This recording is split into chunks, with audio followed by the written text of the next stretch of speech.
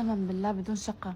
يعني ناس اتزوجت وناس اتطلقت وناس اتعاركت وناس طبت لحياتي وناس طلعت من حياتي، خسرت شغل، ربحت شغل، صرت غنية، صرت فقيرة، تعرفت على عالم، ناس طلعوا من حياتي. وبعدني عمري 19 سنة. وصلنا هسه شهر 12 وبعد لي شهر يلا اصير 20 سنة. اول ما اصير 20 يعني انا المفروض يصير عمري 20 ب 2025. ثاني يوم حصل في 26. ثاني يوم.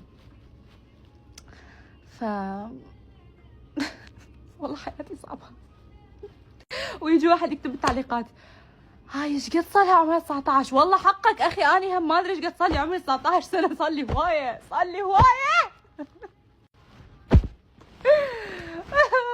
وتقول ليش ما نسوي حفلة عيد ميلاد؟ ما احس بالفرحة مال السنة الجديدة، ما احس. ومش وقت قبل راس السنة بيوم، يعني الناس كلها مسافرة، الناس كلها مشغولة، الناس كلها تتونس، الناس كلها رايحة هوليدايز، كريسماس، وانا بدي احتفل بعيد ميلادي.